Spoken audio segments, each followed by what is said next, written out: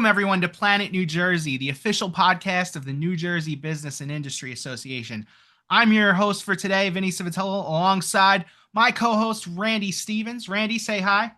What's up, everybody? Yeah. Today's episode of Planet New Jersey is sponsored by August eTech, who's on today to talk to us with Janice Malman. Janice, say hi, let the audience hear your voice. Hey, everybody. Thanks for having me. Welcome. Absolutely, absolutely. We're going to talk about August eTech, but first we have before we hit record, Janice was telling us that she saw our episode on the Jersey Devil and that she had an experience of her own, and I'm dying to hear it. So Janice, tell us a little bit about that. Sure. And that episode was really fun. So Thank you. I You know, appreciate it's it. And funny. It doesn't matter how long we do the show. We could do the show for like 15 years, and people will still come up to me and be like, my favorite one was that one you did on the Jersey Devil. hey, that's right. It's Yeah. so Jersey. I mean, come on. We're the only one who has a professional team named after the Jersey Devil. Yeah. So, So real yeah, quick, my, before we leave that though, shout out yeah, to John Powell, who was our guest on that show. You should check him yes, out at the Paul Robeson Library of Rutgers Camden. But thanks. Go ahead. Tell me about yes. your experience. Yeah. So my experience is more of like, your parents deciding to torture you, Okay. we used to take this drive down from North Jersey. We lived up in Bergen County, and we used to take this drive down to South Jersey, to Whiting, New Jersey, to see my great aunt. So she had nobody, and she didn't have any kids around. So we took care of her. She was like a grandmother to us. So we would drive down there. That was like 2.5 hours. We would drive down there all the time. And on the way back, inevitably, it was nighttime and it was pitch black. And this was in the 70s. So this was a time period when you didn't have the McDonald's on the corner. It was Okay. just trees. It was just pine barrens. There was nothing around. And so we used to drive, and my dad would be like, "You better keep an eye on the back window because you might see the Jersey Devil running up to grab the car."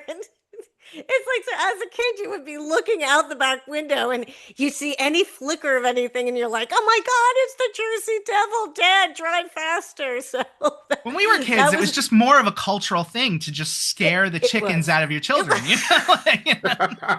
It was more gentle parenting in the era It now. That was. wouldn't work today. It was. When It you was said you like, had an experience, here's what I was thinking. Like when we first did that episode, I didn't know anything yeah, about the Jersey Devil going into it, Same. yeah, really. Like, so my assumption was always that when people saw this thing, they saw like a possum or a right. wolverine without having any idea what a possum or a wolverine looks like, and was just like, "Oh my God, I saw a monster." Because like possums are Right. terrifying. Then I Yes. hear that this thing is a 9 foot winged demon, and I'm Yeah. like, Yeah. all Yeah. right, I want to hear about this experience Janice had because I'm going to be very skeptical Well, that she saw a 9 foot winged demon. no, no, no. That's no. I did not see one, but we saw Fair something enough. Fair in the enough. shadows. But you know what? We also had, we had the traffic, the lights of the car behind us. So it Uh, could have been that, but it was black. I mean, it was black. So anything that moved in the headlight, in your brake lights, anything that moved in those lights, and how dark it was just scary as hell. oh no, I can And you're imagine. Like, imagining that, and yeah. I'm imagining this, 9 foot creature coming up and taking the car, and here I am, whatever. At that point, you don't even have to look out the rearview mirror if it's picking No, the yeah. car up. But no, you're there because you're warning your dad so that he could, put, his foot on the gas pedal and take off, so we have a chance. Yeah. I mean, I wish, I knew then what I know now. Like, I'd love to just mess with my parents right back and be like, Dad, there's it. I'm pretty sure it's behind us right now. Yeah, right, Yeah. exactly. And I've been in Jersey my whole life. What still amazes me about this, right? I mean, we're all in October, so it kind of fits, right? Halloween will be coming up here in a few weeks. But what It's still true. amazes me about all this Jansen event is that I think it was regional, dude. I think like people who live near the shore towns, or like Janice was saying, like down the Pine Barrens had some family members down there. I think it's like regional. The people who knew about this folklore, this mystery, because I've never heard of it until we did the show. The Yeah. same way I never even associated that the hockey team was named after something that was like a Yeah. real, story in New Jersey. It's amazing. Yeah, and I think you're right because you have to like it's in the Pine Barrens. Yeah. That's where it is. So if you're not from that area or you know somebody in that area, you're going to be up from North Jersey being like, "What? Something's in the Pine Barrens, whatever," you know. Just stay away from the southern half of the state or Exactly. third because I totally believe in Central Jersey. I don't know that I believe in the Jersey Devil, but I believe in Central Jersey. 100%. 100%. Janice, that's awesome, by the way. But I don't want to get too far off track. I want to hear about August E-Tech. So tell me a little bit about that. Sure. August CTech is a managed service provider and a managed security service provider. And so on the MSP side, think of it as an outsourced IT department Okay. Nice. for small to medium-sized businesses. We actually work with companies up to 300 employees. Wow. And we come in there, we take care of your infrastructure, your computers, your laptops, your networking, all that stuff. We do all the cloud, anything that's needed. On the MSSP side, the managed security services provider, think of us as an outsourced security department. So we give you a bundle of tools that include, I'm going to give you a lot of acronyms that you might not know about, which I'm is, still struggling to keep up. All right. So MSP is yeah, like IT help. Like, I need my physical computer, correct, whatever. And correct. SSP is more like cybersecurity. Exactly. It's more like Nice. cybersecurity. Nice, So we Vince. give, yeah, that was very good. All right. So we give you tools like EDR tools, MDR tools, SIM tools. Pause So right yeah, I'm there. giving What you is EDR? all these words that you don't know. Okay, Yeah. so think of it as so EDR is an advanced, like you guys know, like antiviruses. So this is Okay. advanced Yeah. beyond that. This is where it's On. endpoint detection and response. So it means if anything gets on your system, that it actually locks down your system out of the network, so it can't infect anything else. It then attempts to, so it detects it and then it responds to it. Nice. So endpoint detection and response. So that's that. If you get an MDR, that means you actually have a service that is going the next level and eradicating it. So there's actually somebody behind that. And then if you have a SIM, that is actually a tool that looks at your whole network and make sure that there's no a funny business happening in your network and someone's trying to not hack in or hack within the network itself. Hmm. So that's what all these tools are. We have a SOC board, we have SOC monitoring, and that's what we take care of. Again, for small and medium sized businesses, and SOC means Security Operations Center. Thank you. Sometimes, it's like you Second try to nature to you, net Janice. you try to bring down the techie, and sometimes the techie keeps coming out. So my I had a apologies. picture in my mind of like a board where I tack socks. Like, how like two go into the dryer and one comes out? Like you tack them onto the board and you wait to find the other one. There is a great I think it's a YouTube short where that's exactly what they do is they take like firewall and somebody's like, I'm going into the sock department, and then they're putting socks on the wall, and then the firewall they're like burning, they're trying to burn the wall. Like they do all it's hysterical. It's I really love it. funny. It's much more boring what we do, I wouldn't but say we that. we we Yeah. keep you safe and secure. And again, it's the same size businesses from five up to 300 employees. We do work with companies that are larger than 300 who might have one or two IT people in their department, in their in-house IT department, but they're not expertise in a certain area, or they just need help, or someone wants to go on vacation, or someone gets sick. Ah, So we help with backstopping a lot of that for people that actually for companies that actually have IT departments. I like that. I like that. But so Janice, I'm on the website here, so I'm gonna double back and let's go through a little bit of history. So it looks like you guys were founded in August of 2001, right? So that's Yeah, I mean that's over it. 20 years. So just tell me, like, how did this become you, and how did eTech become? Was this something you were doing for big corporate and then launched out on your own? Is it interest that you've always had? Like, what did this look like in its early stage? Yeah. So I was prior to starting my own business that I founded and that's what starting means is founded. I don't know why I said that, but anyway, Yeah, it's okay. I was going to ask because I forgot to it's mention your Monday. title in the beginning. You are CEO and CIO. I didn't ask if you were the Yes, founder of the company. So you were the yes, one that started? founder, Okay. yeah, founder and CEO and Nice. CIO. So I just want everybody to know it's Monday here. So, and I haven't had my coffee yet, so I'm going to blame it on that. Sure. So I worked in so basically my field of expertise was network engineering. So I did everything in network engineering. I was an email engineer for Exchange Server. So I did everything in that. I ended up heading up an IT department for a UK company who was coming here to the US. Nice. So I had to work with HR and all these other departments to basically set up a company for them. So after a number of years, I was like, well, if I could start a company for them, I could just start a company for myself. So I actually went out to a number of people that I have known through networking that I had done business in some way, shape, or form, who either knew me through other companies that I work with as a network engineer and as an exchange engineer. And I asked them, I said, if I would start my own company, would you hire me? And I, with all the luck in the world, I had people hire me right away. Wow. So I was able to leave the company. I didn't have to get funding. I got paid immediately and people hired me. So it was a great thing. And that, I'm telling you, networking goes a big, long way, especially if you're going to start a business. So, and that's how I started the business. And then it just grew from there.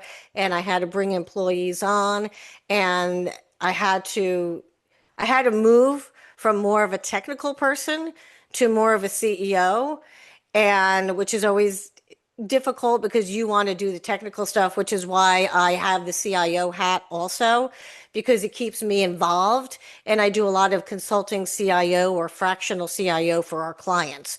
So I make sure not only are we going in there and we're doing the right things that we have to do as an MSP or an MSSP, but I go in as a fractional CIO and I say, how can we work together? How can we build a budget with you and get your technology into the next level? This is going to be an embarrassing plug, but that's actually what BIA is for. Like a lot of people say, like, I'm really good at this thing that I wanted to do. Like I make this widget and I'm Right. awesome at it, but it's the actual running the business part that, like I don't know, or I don't know how to do this, that, and the other thing. Look up NJBIA. We have a lot of great Right. resources. Yeah, because But- because we need payroll, we Yeah. need HR, Hmm. we need health benefits, and Yeah. you're sitting here going, "Wait a minute, I'm in tech. I'm a techie. What's all this other stuff?" Yeah. And and you know what? NJBIA has all that. Yep. And listen, let me jump on this train here then, because I was going to say too, right, Janice, you were a member, or actually a participant, a sponsor at our WBLF recently, which is our Women in Business Yes. Leadership Conference. So in our 11th year, like you were talking about networking a moment ago, so we appreciate your support in that department. I'm still on the website playing around here, and there's 3 words that you guys have listed, and it's a lot less technical for some of the people who are a little slower to catch up with the rest of the acronyms. You have strategic, comprehensive, and effortless. Like, tell me what those mean to you in terms of how they apply to e-tech and services that you guys provide. Sure. So strategic to me means we are going to come in there and we are going to ask you what your problems and issues are. We want to make it so that we focus it on that. Comprehensive is that we want to make sure that once we identify the issues that you need, we then go and say, how can we expand this out? What more needs to be done? So we want to make it comprehensive. You might come in for this, and we might realize that you need a lot more. So we suggest, as I always say, you can only lead a horse to water. Um, you have to do that with clients because a lot of clients will push back and say, I just don't have the finances for it right now. So you figure out how to make that work. But that's comprehension. That's the larger part of it. And then you have the effortless is I want to make it effortless for my clients. I don't want them to be like, oh, because I have heard horror stories of I started with a new IT company and everything is difficult and all our systems were shut down. The main thing is how do we make this as effortless so that they don't even realize they have a outsourced IT department, though that's good and bad because when you do a really good job, the people are like, what are you doing? So I was going to say, in an ideal world, nothing happens because Right. you've set up this awesome wall. Right, And you exactly. don't realize that awesome wall is there protecting you from a billion things a day. But like on the end Exactly. user side, you're just like, yeah, no, this all seems good. Yeah. And that's what you want. And you always want the basic stuff. You're always going to be having people who are like, hey, I need to reset my password. And those are the kind of help desk tickets you want because you want to be doing all the other stuff, all the security. Like we're big on, especially now with the cloud. If you think of someone like, a company like Microsoft, we get like 95 plus secure scores on Microsoft, compatibility and secure scores and identity scores. And that's through hard work. And that just makes everything more secure. And that's just one example of why we are very proactive so that we have basic help desk tickets and it's not something that's so difficult that, hey, we've got to put out fires. We don't want to put out fires. Gotcha. And Janice, you know what? I think it's interesting too, right? A lot of times in business, I assume people, it's like either want the whole pie or I don't want any of it. And I think something that speaks to possibly your leadership, I would assume here, right, is and probably supports what you were mentioning about being strategic. Is you guys said that if there's a company who already has some IT folks in place, if they're going on vacation or just need some additional support, you guys will fill those gaps in there. Like, how'd you come up with that idea, which I'm assuming will probably drive some revenue and and some other avenues for you guys possibly. Right. So I actually came up with that because so many of the businesses that I was talking to would be like, "Oh, but I have somebody to do that," and I was like, how many people do you have? And they'd be like one or two. And I'd be like, okay, well, are they an expert in this? Are they an expert in that? And they'd be like, oh, I don't know. And, cybersecurity has really kind of brought that to the forefront Gotcha. because there's so many people who are really good at computers, but not necessarily know everything that needs to be done with cybersecurity. So that was a big thing. And that I also, a lot of that came from when I started because it was just me in the beginning. And I'm like, I can't get sick. I can't, I can't go on vacation. I mean, I did those things, but let me tell you, I was working through a lot of it. And that's why I had to expand my business because it's really difficult. So I knew if it was difficult for me, regardless if you were working for a business and that business has something happen to it and you're out on vacation or you're out sick, that's a huge issue. So I wanted to make sure that we could fill that gap and give, organizations and businesses peace of mind, as well as those employees. Yeah, cybersecurity can be tough because like the spear phishing attempts have gotten so sophisticated and so, like I say spear phishing, I don't know if the average person knows what that means, but basically like somebody sends an attack at you. They're not just sending like 1,000 emails out, but they're very specifically tailoring an attack to you. Might have Like your maybe CEO's sending an name in email the like email. yeah, like sending you an email from like like pretending to be Randy and saying like, Yeah. "Hey man, I need blah Yeah. blah blah," and you're like, "Oh, Randy, sure," and you click on something and bam, you clicked that link and now they have you. I mean, I'm really good at avoiding this stuff. Like, I don't even trust stuff that comes from my wife. Like, my wife will be like, "I swear to God, it's me. Click on the stupid thing." But like, the average person, very easy these days. Well, and I'll always say they build a 6 foot wall, we build a 7 foot ladder, Uh, and then they'll build an 8 foot wall, and we have to build enough for like Yeah. we're constantly. Oh wait, that's the opposite way. Yeah, I'm I sorry. got you. The other way. yeah, yeah, In yeah. that I'm scenario, I sorry. imagined you as the I hacker. do Like, not want them going over my wall. yeah, No, but yeah. So we'll build the wall. They build a ladder, that's and then almost they like keep a getting dare. over. Like, I dare you to And come then over my and wall. then Here's the ladder. exactly here. Try it. Try Try it. it. Come Come on. at me, bro. But it's amazing is no matter how much we do, it's still the end user that causes most of the Yeah. problems. And Yep. that's exactly it. And you're right. They've gotten so sophisticated that they even like the domain names, like they get domain names now. So you can say, NJBIA, and they'll change the I Yep. to a one Or Yep. like an or they'll L check or something. so Yeah. that or an L so that it looks enough Looks. like it so that people don't really pay attention. And that is like and it doesn't get blocked by these really high end anti-spam systems because they're saying, oh, it's a valid domain.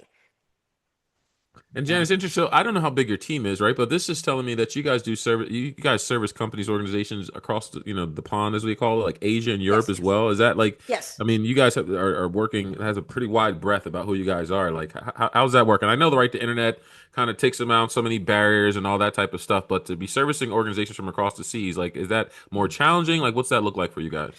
I think probably the biggest challenge is the timing, Okay. of, if you've got someone in Europe or Asia. Asia is actually a little easier because, 10 o'clock here, 10 o'clock p.m. here is 10 o'clock a.m. there. So you Gotcha. can usually try to get timing. Europe is the one that's a little bit more tricky, but I would say the timing is the biggest thing.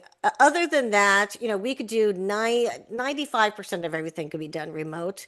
Wow. And we've actually worked a lot with businesses where if they have something that's really a computer, let's say, that's not really working, then what we could do is we could give them where they can log into a website and go to a virtual computer.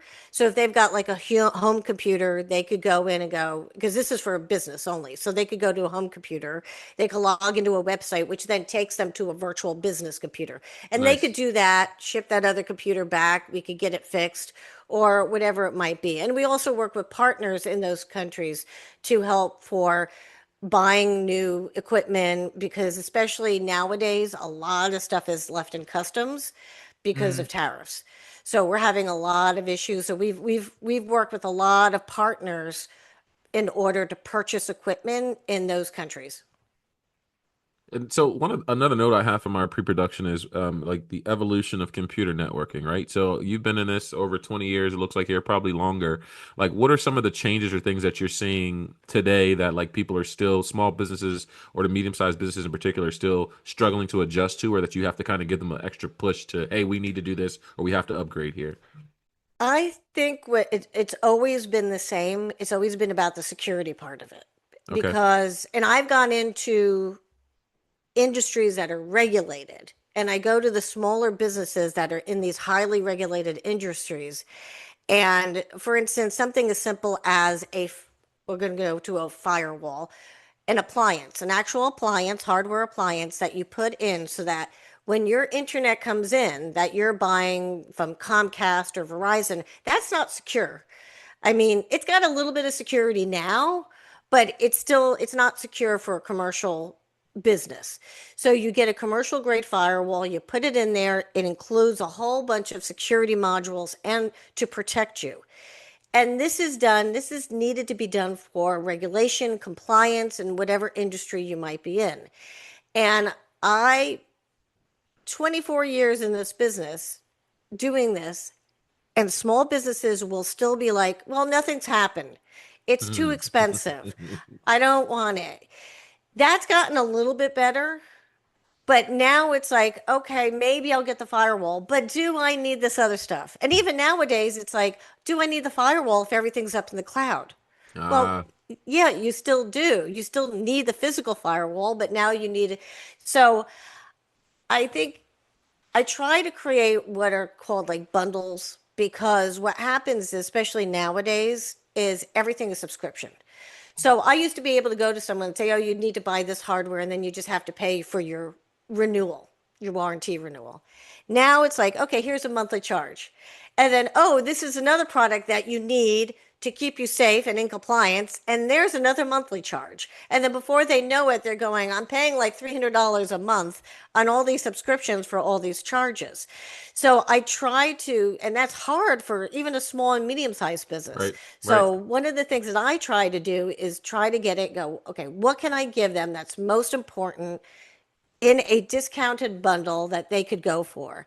Because it is difficult on them. And I think the cost and now the cybersecurity part of it and being able to bring those together and get people protected, that's the biggest issue.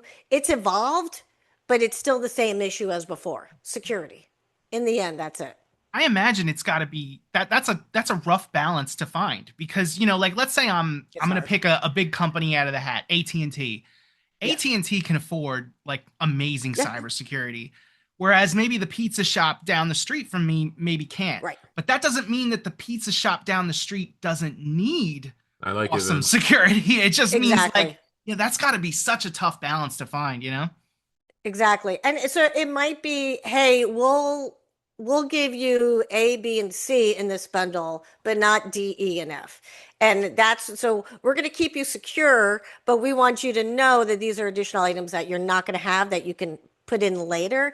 So you try to, I would rather try to get somebody to have some security than to have nothing at all or to have too little. Because that's the other thing is they go, oh, well, I've got antivirus. Well, antivirus doesn't do anything nowadays, or I'm I've not going to got name the this. company, but I actually consider my antivirus on my personal computer the biggest virus that I have.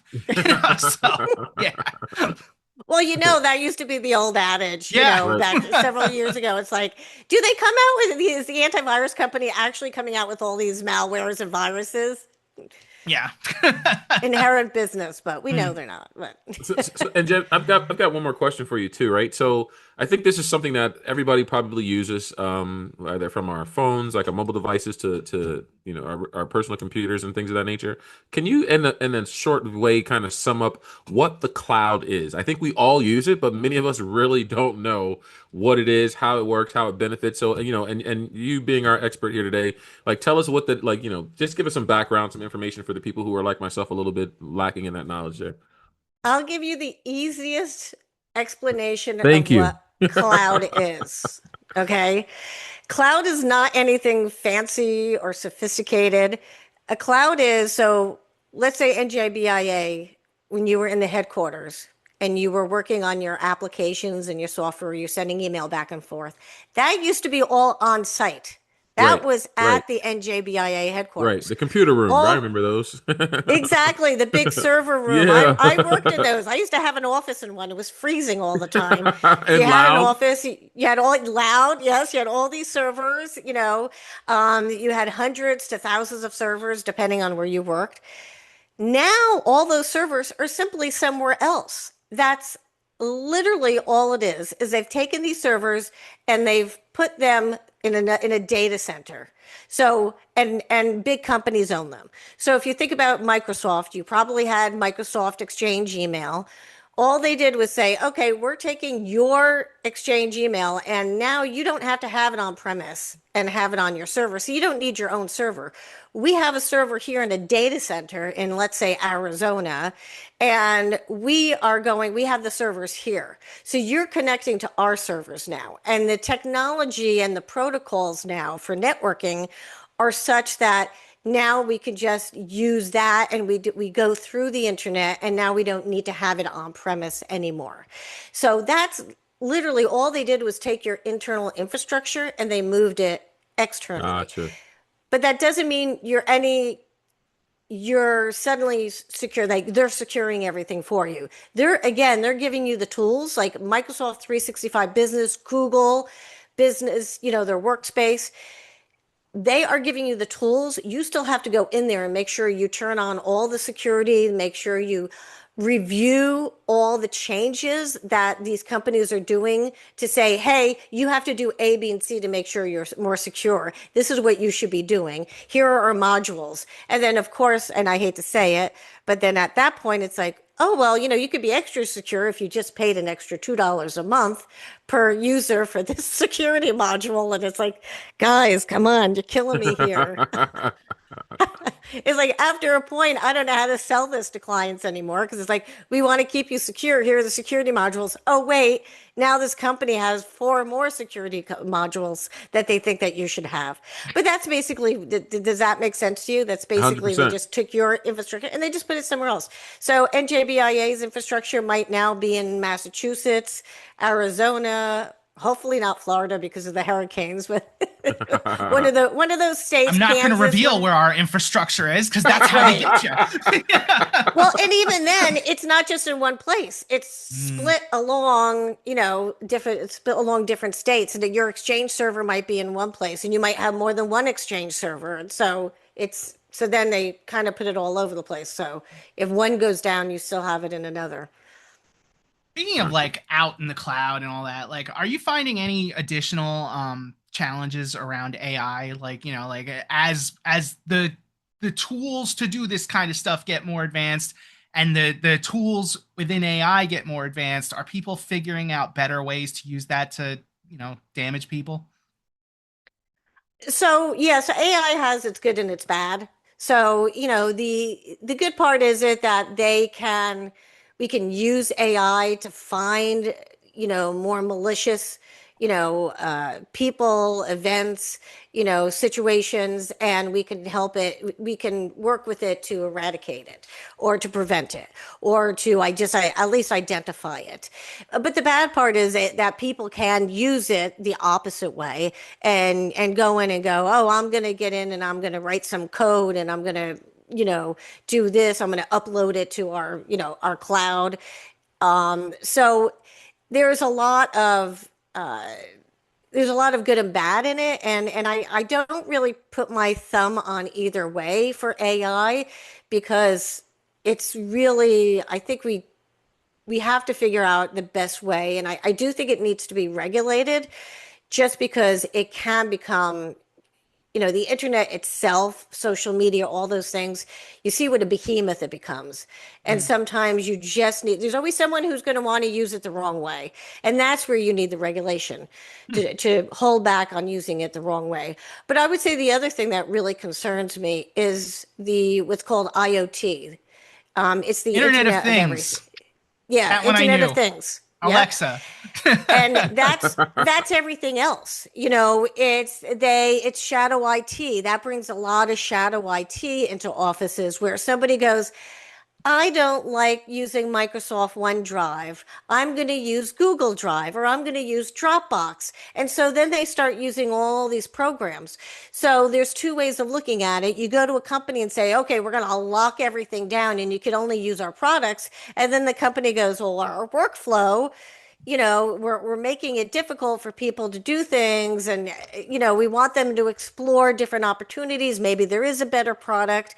So that comes up. So you add the IoT and then you add AI, and that's the cybersecurity part of it is that's where we come in, and we're just constantly banging our heads on the wall going, stop, just one time stop, because there's always something that causes the issue. And Vin, I don't know where we are in terms of time, but I was actually just going to throw it to you for the game, but if you want to ask something, go ahead. yeah, I do. I've got one more question here, Janice. Right, and here's a Sure. little bit of a Is challenge. I one think. more question. Yeah, one more. This is one more question, then we'll go into our game show. So, Vinny and I are the bosses of a new business, whatever industry. Right, we've got about 25 employees, and we're bringing August eTech in to help us. We have 100% of the marketing or budgeting pie to get our business security right, from infrastructure to security to data protection, all that type of stuff in place. What does that split looks like? Is it 50-50? Is it 30-30-30? Like, hey, here's our budget, Janice, 100% of it. How do we break this down between infrastructure, security, and protection, or that sort of recovery thing? What does that I, look it like? would it would probably be 50-50 the Okay, way, because so much is now going into cybersecurity. So the awesome. actual infrastructure is usually kind of like one big bulk, Okay. cost, and minimal monthly compared to the security part of it, which to me, it's definitely 50-50 on that. Wow. Wow. Well, that was an easy one. Okay. Well, we're going to try to Yeah. challenge you a little bit more with our New Jersey-based trivia game show. Are you ready? All right. I've got I my was pen. born ready.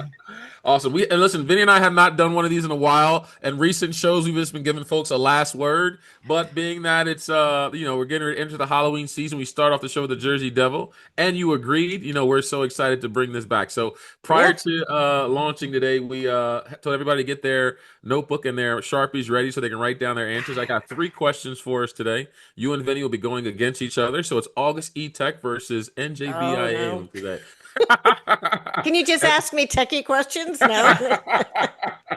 You stumped us early with all the acronyms. We're very stumped with the New Jersey-based trivia, and we have a bonus question too. But I promise you, it's going to be fun. So, what you're going to do is just write down your answer, and after a few moments, we'll tell you to hold it up so we can see what folks have. And we will be not you be using technology for these answers, so no Chat GBT, none of I'm this not. other stuff, right? All right, cool. Here's question number one. How can I ask this question? Oh, here it is.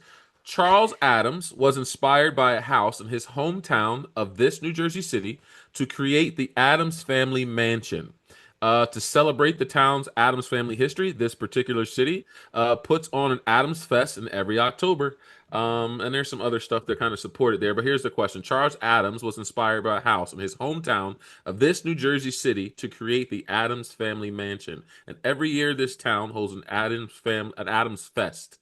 What New Jersey city is this? What New Jersey city?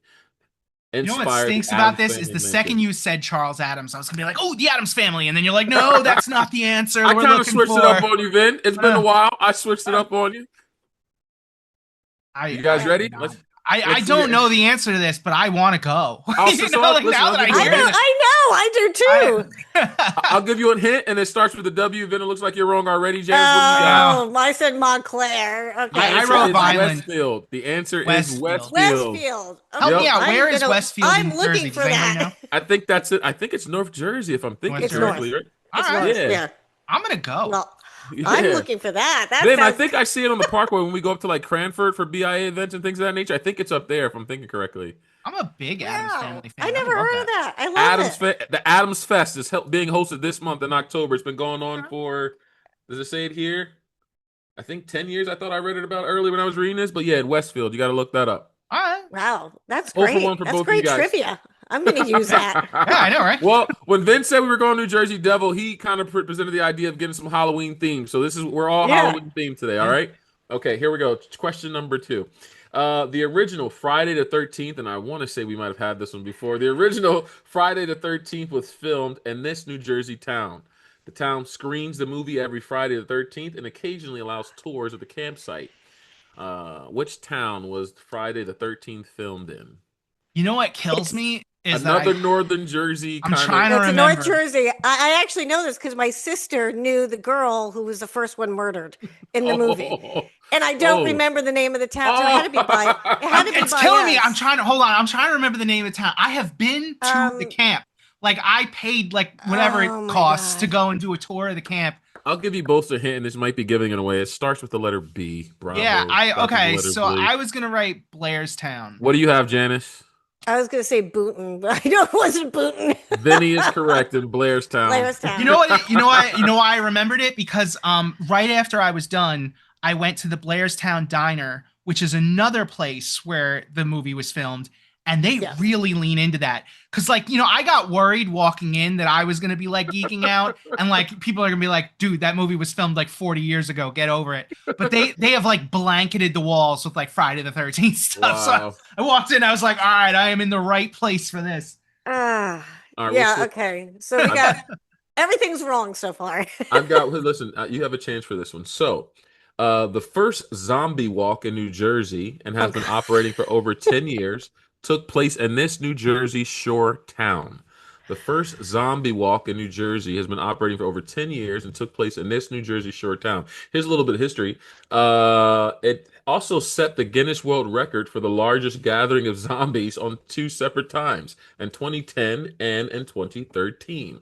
You would This is- think that the largest gathering would be in Georgia. You know, just because that's where they filmed The Walking Dead. And like, how do we need more zombies than that? Like ever. We're Jersey. We got to top it off. New Jersey I- shore I- town, 2 Guinness records for the largest zombie walk. Oh Any my God, guesses here? I'm totally blanking. What do you have, Vin? Yeah. I have Asbury. What do you have, Janice?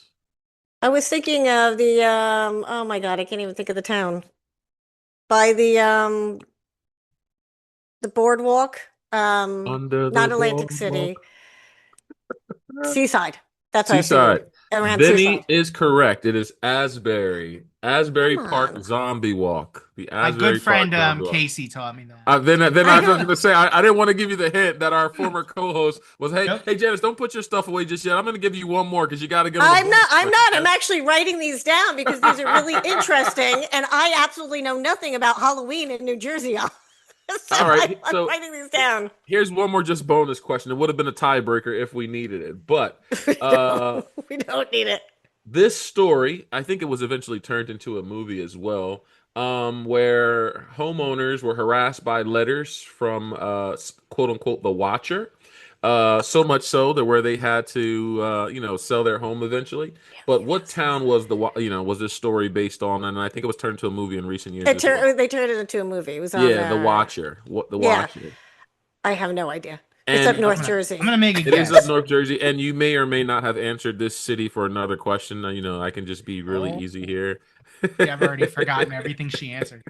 Well, she wrote hers down, so Uh. Any guesses here? We're the Watcher, which was a story originally turned into a movie, and it was about being harassed by letters from someone who's doing renovations. So much so, Oh, owners had to sell their home. oh, I got it. So I'm putting Seaside just because that's the only town I remember her saying. But No, I my don't first know this one, Montclair, Montclair. I said it was an answer. It was Westfield. It was filmed Yes. in Westfield. Oh, okay. Westfield. All Is right, all right. everything Westfield? Dun, Okay. dun, I know, right? dun, dun. I like to think of Okay. myself as the pumpkin prince of Halloween, and just Okay, to I'm get gonna any give- of these wrong bums me out. But I'm going to give you a Halloween. Let's What go. what did you call the night before Halloween? Mischief Samhain's- Night, right? Oh, the Mischief Night, sure, yeah. All North Hallows Eve, Jersey, right? Goosey Night. Oh, Goosey Night. never heard that one. I never heard that. one Goosey either. Night, because I like to see how many people from North Jersey remember Goosey Night. Because Goosey Night is you're supposed to steal goose eggs to throw them at the houses. So it was called Goosey Night. There you go. That's some trivia. I We'll got add that to the. something. In 2025, it is way too expensive to like buy eggs just to throw them at people. Like, I'd be out there catching them, like, oh, thank you. With all the Canadian geese, I'm sure there's. That's a good point. That's a good point. That was fun. Thank you guys. Vinny, Well, go ahead, that was man. fun. And I know absolutely nothing about New Jersey and Halloween. So But hey, But you do now want you to know, go like, to you the know, Adams Fest in Westfield this month. You do I want to oh check I, that out. I've got those all. I've got the zombie walk. I've got them all written down now. I'm like, wow, there's lots to do. Janice, if somebody wants to improve their IT infrastructure, maybe get some good cybersecurity going, how can they get a hold of you guys? Sure, they could go to our website, which is augustetech.com, which is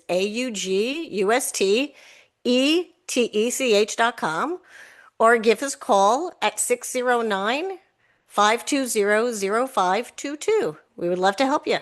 Awesome. Nice. Well, that's our show. Thank you so much to Janice and to all of you listeners who help keep this show going. For my co-host Randy Stevens, this is Planet New Jersey, wishing you an awesome day.